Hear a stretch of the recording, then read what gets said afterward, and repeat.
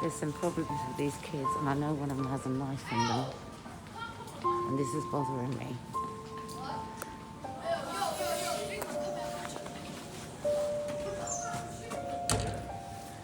Hey! Thank you. Children. You wait, please. Go in there, please. Either go or I'm going to put your names into the system. But yes, because I will authority. All of you go, please. Please. No, no one's accusing anyone. No one's accusing anyone. Just come on. No, I'm saying everyone go. Okay? Alright? I'm trying to help you all. Alright? Okay, come on. Come on, guys. Hey, have you got your phone? Okay, let's go. Call the police, it's not gonna do shit. No, Miblis, go. Anyway, it's not gonna do Just shit. go. Go. You're gonna see both of you, pussy. If you come in this area, you're gonna see. Are you threatening him? I'd go if I was you, I'm going to call the police. I'm giving you 3 options or you're going to get stopped and searched. 1. Thank you. No, just go. Thank you. Listen. I want to give you your rights. You have to report that. Never be feared, because your life has just been threatened in front of me. You have to report that. I would report that now. You've got phones on you. You want to protect him because he has to walk the streets again. You understand?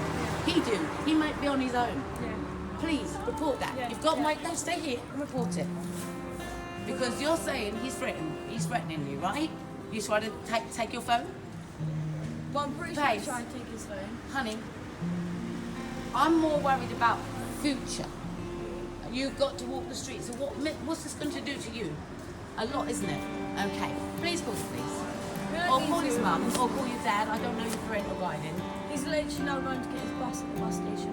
What happens in the Nothing's future? going to happen. I'm going to make sure nothing's going to happen. I Nothing heard will that. happen. Nothing will happen. You're going to stay with him 24/7 days a week? No, but nothing's going to happen. I'm going to the bus. And they know me as well. They know you as well. Are you going to be okay? Yeah, I'm going to be fine. You think? Mate, I'm strong enough and I can tell them to leave.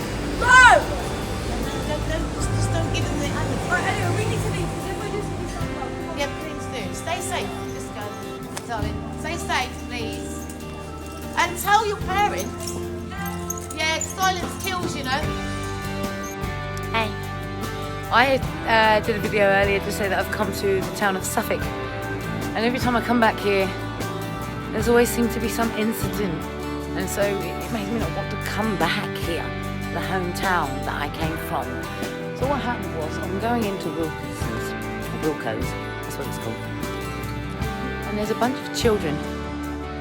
And they're scared. They're scared to go outside.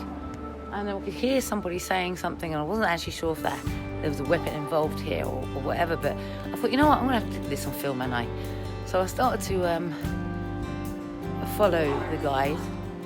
And from there, what happened was,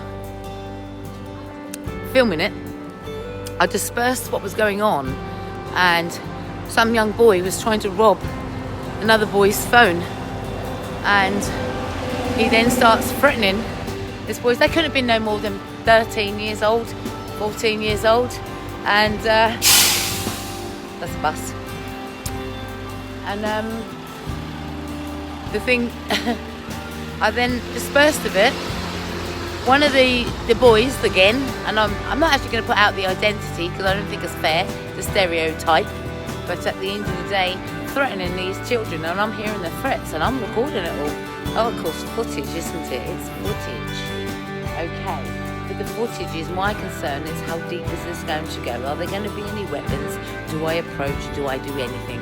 Then I'm thinking, Karen, you do prevention. Can you at least try with these children to resolve it where they can walk on by? I did that. They walked on by, leaving the threat, and I did tell the children, you really do need to report the fact that your phone was trying to be stolen, and you have to report the fact that they are threatening you, and I've heard it. Okay, they will. They're going on a bus, and please tell your parents as well. Please. I then go back into Wilco's, go and get me Britvic, because that's what I wanted. And I come back out. The police are there, and I'm thinking, is it because of the incident that I've got on my camera?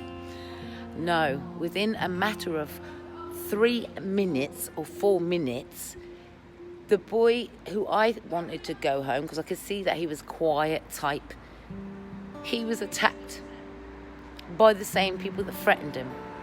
And now here comes the police. So the police are here.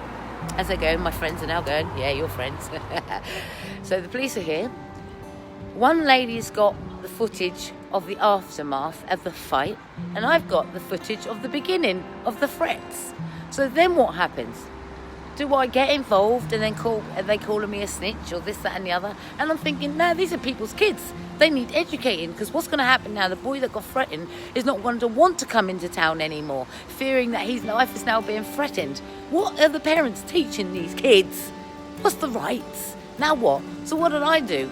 Tell these kids, don't back down from a bully. You come out and you keep coming out and you make sure you report it. Now then what for? What happens next is that, oh, did you see it? Oh yeah, I've got the before. The other woman's got the after. So now let's piece it together. Who's to blame here? And I can tell you something. Starts with a threat, doesn't it? So if you parents have got kids out there and these kids threaten anyone about turf wars, I think we're doing something wrong here. Something's wrong here. So are these kids making a family outside of their family's home? That's what I'm thinking. Are they? They're hanging around. What exactly do your kids get up to when they're out? What is their adventure? Why are they hanging around shops if they have got no money? All of those things. What's their adventure? This will be your kids if you don't educate them going down Betfred later. Be very careful. So yeah, the right thing is, as a prevention and rehabilitation, they've asked if we would do a lineup if they have to bring the kids in. I laughed. You know, I laughed. Went, yeah, right. Like you're going to do anything about it because they're minor. What can they do to a minor? So the onus is back on the parents, isn't it? What help can parents get to guide their children in the right direction? What help can they get now when you've got unruly children? I feel sorry for those people that have unruly children. And it must be frustration. It must be disappointment. And you don't know what to do in this 2020 age of these children thinking they are grown adults with weapons, stealing phones and all of this. For me, very disappointed, but you know, the kids would be kids, won't they? But when it comes to weapons, when it comes to stealing, that's where I draw the line. And I think children need to learn a very valuable lesson that they cannot go around bullying people and put the fear in them where they never want to come out of their house again. It's one of the reasons why I don't like coming back down to this town, which I think is cursed sometimes. It's like the curse of Suffolk, the curse of Ipswich. You know, I don't like coming back to this town sometimes. It feels like this town's very miserable. I don't see happy faces. I don't, you know, I just see one person today that I knew, and I felt really good that, oh my God, it's a blast from the past, a bit of history, and I think to myself, respect. And I should be seeing that person again today. Shout out. So, you know, what's the world coming to? The town. Look at this, town. Dead, that's one direction. So it's like a crossroads, isn't it? Another crossroads, that's another direction.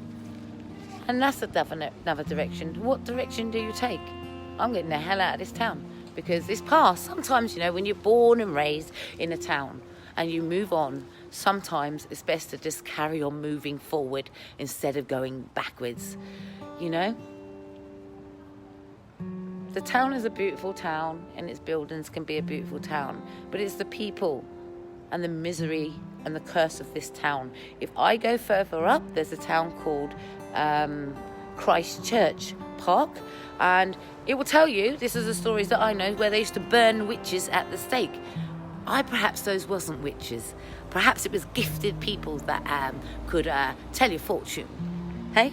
Perhaps it was those people that could read your palms or have a, what's the, you know, when you, if you write, if you go and get fortune or something like that done, gifted people, I'm going to put it that way, spiritual people that can read things or something like that. Perhaps it was those kind of people that they burned at the post. Perhaps they didn't want to see what was forthcoming. You know, some people I do believe are actually psychic and do know. And therefore, at the end of the day, I reckon it was those people that they call witches in the past.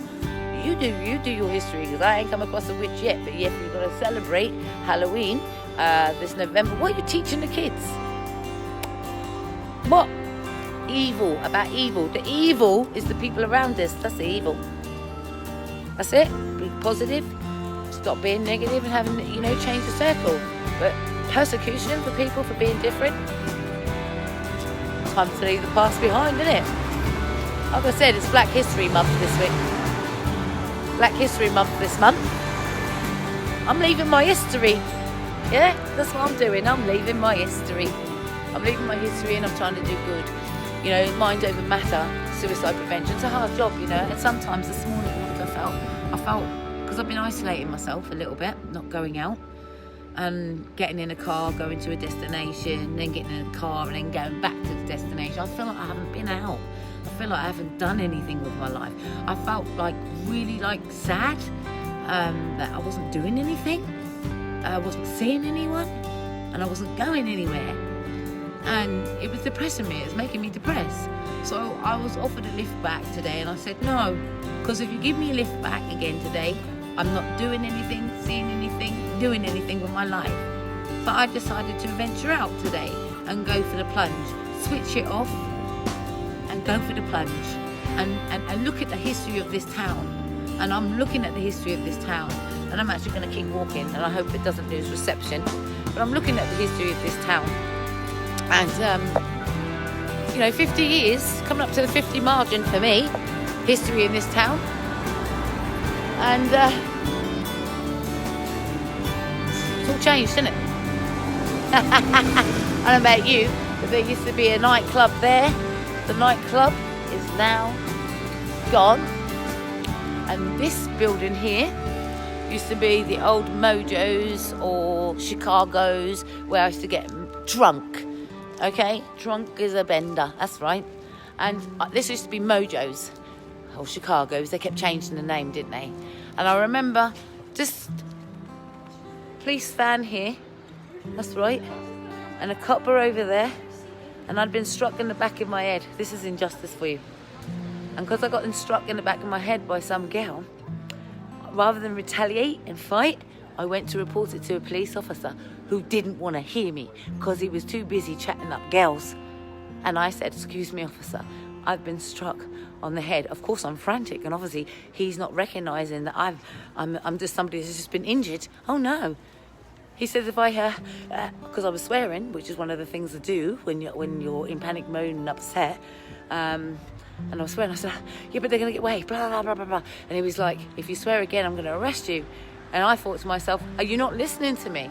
I just said I've been struck over the head. This is a trigger that I'm getting when I come back to this town. I said, and that's where he was, right outside that doorstep. I said, "You're not listening to me. I've just been struck on the head. I'm trying to report it to you rather than take matters in my own hands." And from that, he saw me as erratic. Of course I am. I've just been attacked. And then I was bundled in the back of a police car. That's right. And sectioned under 136. Yeah, because I called the copper a name in my Mr. Fly. Okay, and I had to go to court for that, and I felt it was unfair. So that's the memory that I have when I walk past that place. I felt it was unfair. I felt that I wasn't getting my voice heard. I felt there was injustice. I felt that the woman that hit me, I'd love to name people, but I won't. The woman that hit me was drunk, and I think she got away with it. And I got a night in the police cells, and I just thought that's just injustice. You see, what I was trying to say to somebody earlier is that we can't take matters in our hands. We can't. We cannot take our own matters into our own hands when we're angry. Because when you do, years ago I would have probably done that. But where did that get me? And my mum said to me, "If anyone hit you, hit them back." I said, "I did that, Mum. Now I'm in court. Now what?" So for me, taking your parents' advice to stand up for yourself, sometimes it can land you in court, and then with a record. And so, yeah, I ended up having a record. 13, I think I was. And my lifestyle was just like, wow, taking your parents' advice, lay them out. You can't do that, because every time you lay them out, It's you, if the bullies, what the bullies do is they start it, but when you finish it, you're the one that end up in court. So you can't do it. So that teaches you another way. Put up with it. So then I ended up experiencing other things that I put up with, because we knew that reporting things to the police just as unjustly sometimes. So how do you build bridges with them? Well, I'd like to say that I think everybody needs help, whether I like it or not. They were somebody's children today. That's somebody's children that was scared today, okay? And an adult, me, stepped up to the plate to do my best to protect somebody's children today, okay? Another memory, library. My last stop for getting help when I was going through domestic violence, domestic abuse from a neighbour from hell. You know, when you're at your death's door and you're trying to say, look, please help me, you go through everything, the MP, social, mental health, all of it. You go through everything to get help to stop it. But who's going to listen? The results is, how are you raising your children? That is the result. How was you raised? How are you raising your children? That's the result. Because even no matter how old these people are, this library has a lot of memories for me. Even though these are your children or you're someone's child, we've been injured by someone's child. So the prevention is very important that we do our part.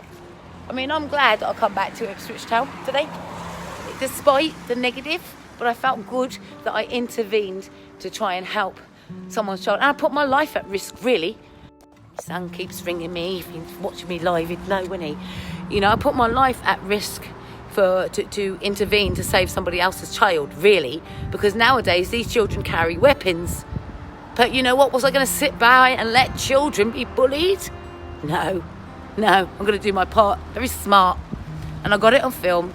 For me, at the end of the day, I hope the parents teach them a lesson, and those that were victims of this today are also taught a lesson out of this. Because now, just because you might have defended, we have to look out for your future. And I think education is the only way, and what we can do with these children is educate to prevent things like what I witnessed today. Children scared to come out of a shop. For me, protecting children, that's all we can do.